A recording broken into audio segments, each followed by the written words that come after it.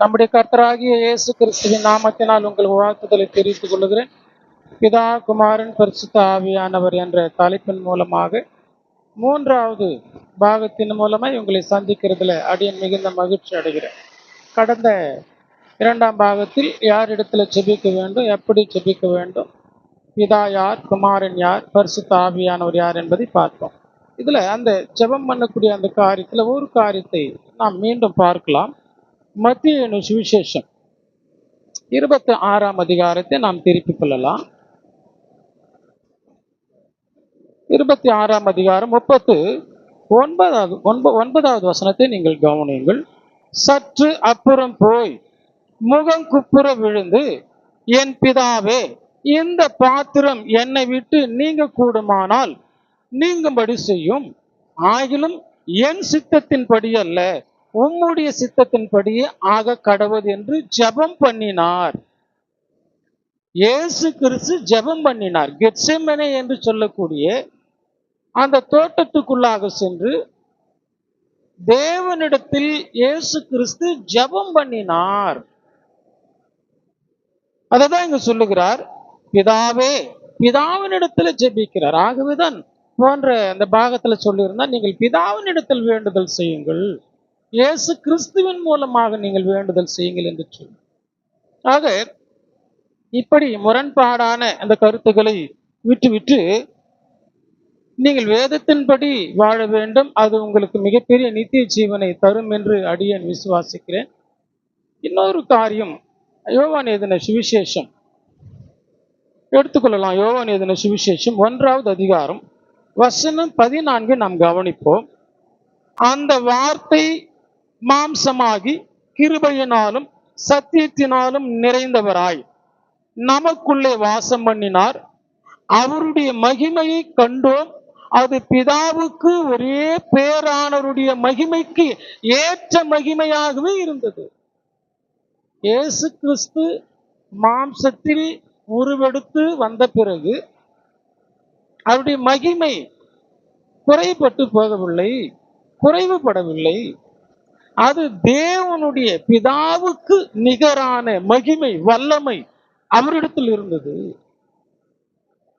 ஆகவே இயேசு கிறிஸ்து மாம்சத்தில் வந்திருந்தாலும் பிதாவுக்கு நிகரானவர். அவருடைய வல்லமை இவரிடத்துல இருக்கு. அவர் செய்யக்கூடிய வல்லமையான செயல்களை இயேசு கிறிஸ்துவினாலும் செய்ய முடியும். அதை நீங்கள் புரிந்து கொள்ள வேண்டும். நீங்கள் வேதத்தை யார் மூலமாக கேட்டாலும் சரி, அது இந்த புத்தகத்தில் பதிவு செய்யப்பட்டிருக்கா, அதனுடைய காலம், நேரம், சொல்லப்பட்ட கருத்து, அந்த சூழ்நிலை என்னவென்று நீங்கள் பார்த்து அறிந்து அதை நீங்கள் புரிந்து கொள்ள வேண்டும். யோவான் எழுதின சுவிசேஷம் 14ஆம் அதிகாரம் 9வது வசனத்தை நாம் இப்போது கவனிக்கலாம். இதுல சற்று முரண்பாடாக ஜனங்கள் போதிக்கிறதை நாம் பார்க்கிறோம். என்னவென்று சொன்னால், அதற்கு இயேசு, பிலிப்புவே, இவ்வளவு காலம் நான் உன்னுடனே கூட இருந்தும் நீ என்னை அறியாமல் இருக்கிறாயா? என்னை கண்டவன் பிதாவை கண்டான். அப்படி இருக்க பிதாவை எங்களுக்கு காண்பிக்க வேண்டும் என்று நீ எப்படி சொல்லுகிறாய்? என்னை கண்டவன் பிதாவை கண்டான். இங்கதான் நிறைய பேர் என்ன நினைக்கிறாங்கன்னு சொன்னா, இவர் தான் பிதா என்று நிறைய பேர் போதிக்க ஆரம்பிச்சிட்டார். அது அப்படி இல்லை. என்னை கண்டவன் பிதாவை கண்டான் என்று சொன்னால், தேவனை, பிதாவை பார்த்தவர் இயேசு கிறிஸ்து ஒருவர் தான். ஆகவே வேற யாரும் அவரை பார்க்க முடியாது. பார்த்தா அவங்க செத்து போயிடுவாங்க, மரித்து போவார்கள். அவரை பார்க்க முடியாது என்ற அந்த கருத்தோடு இங்கு சொல்லுகிறார். நானும் அவரும் சமமாய் இருக்கிறோம் என்ற கருத்தோடு பேசுகிறார். ஆகவேதான் யோவான் எழுதின சுவிசேஷம் 1ஆம் அதிகாரம் 18வது வசனத்துல, தேவனை ஒருவனும் ஒரு காலம் கண்டதில்லை, தேவனை ஒருவனும் ஒரு காலம் கண்டதில்லை, பிதாவின் மடியில் இருக்கிற ஒரே பேரான குமாரனை அவரை வெளிப்படுத்தினார்.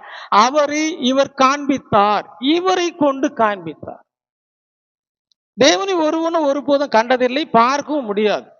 ஆகவேதான் தீமோத்தேயுல சொல்லப்பட்டிருக்கும் 6ஆம் அதிகாரத்துல, ஒருவராய் சாவாமை உள்ளவரும் சேரக்கூடாத ஒளியில வாசம் பண்ணுகிறவரும் மனுஷரில் ஒருவரும் கண்டிராதவர், காணக்கூடாதவர், பார்த்ததும் கிடையாது, பார்க்கவும் முடியாதுன்னு அர்த்தம்.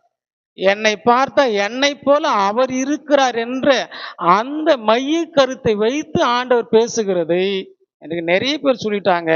என்னை கண்டவன் பிதாவை கண்டான் என்று சொன்னால் இவர் தான் பிதா என்று சொல்லி, அவர் அப்படி சொல்லலையே. அந்த அர்த்தத்தோடு அவர் சொல்லி இருந்தார் என்று சொன்னால் நான் தான் பிதா, வேற ஒருவர் இல்லைன்னு சொல்லி இருக்கணும் இல்லையா? நான் தான் பிதா, வேற யாரும் இல்லை, அப்படிதான் சொல்லி இருக்கணும் மொழிய. நான் அவரை வெளிப்படுத்தினேன், அவருடைய மகிமைக்கு ஒப்பாக நான் இருக்கிறேன், நான் ஒருவன் மாத்திரமே அவரை கண்டிருக்கிறேன். இயேசு கிறிஸ்து கூட மாம்ச கண்ணினால அவர் பார்த்தது இல்லை, பார்க்க முடியாது. அந்த மாம்ச கண்ணுக்கு அவ்வளவு பலன் வல்லமை கிடையாது. யாரா இருந்தாலும் அவங்க மரித்து போவார்கள். ஆக பிரியமானவர்களை, இதை நீங்கள் கருத்தில் கொண்டு இதை புரிந்து கொள்ள வேண்டியது அவசியம். யோவான் எழுதின சுவிசேஷம் 1வது அதிகாரம் 33, 34 கவனியுங்கள்.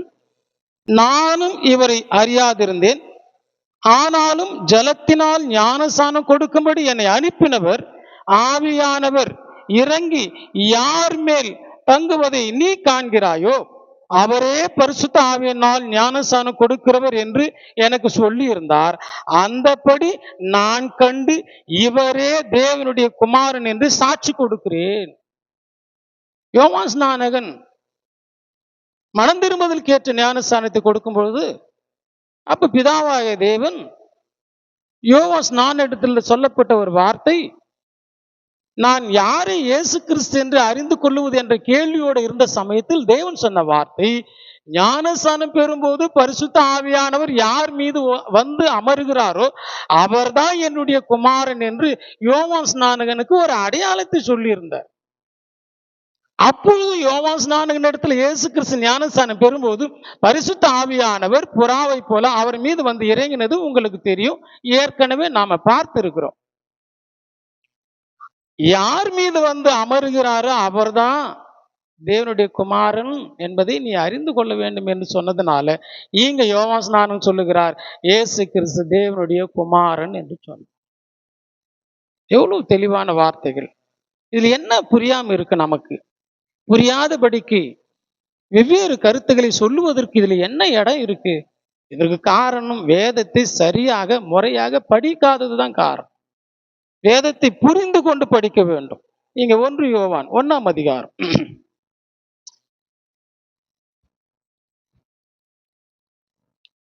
2ஆம் அதிகாரம் 22 கவனியுங்கள். இயேசுவை கிறிஸ்து அல்ல என்று மறுதலிக்கிறவனே அல்லாமல் வேற யார் பொய்யன்? பிதாவையும் குமாரனையும் மறுதலிக்கிறவனே அந்தி கிறிஸ்து. பிதாவையும் குமாரனையும் மறுதலிக்கிறவன் அந்தி கிறிஸ்து. அந்தி கிறிஸ்து என்று சொன்னால் இந்த வேத வசனத்துக்கு முரண்பாடான வேற்று உதாரணங்களை கொடுத்து கருத்துக்களை சொல்லி போதித்து வேற்றுமையான உபதேசங்களை கொண்டு வருகிறவர்கள் தான் அந்தி கிறிஸ்து. பிதாவையும் குமாரனையும் மறுதலிக்கிறவன் அவன் அந்தி கிறிஸ்து.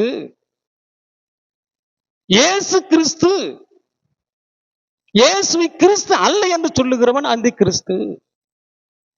கவனிங்க, குமாரனை மறுதலிக்கிறவன் பிதாவை உடையவன் அல்ல, குமாரனை அறிக்கையிடுகிறவன் பிதாவையும் உடையவனாய் இருக்கிறார். இயேசு கிறிஸ்துவை அறிக்கையிட வேண்டும்.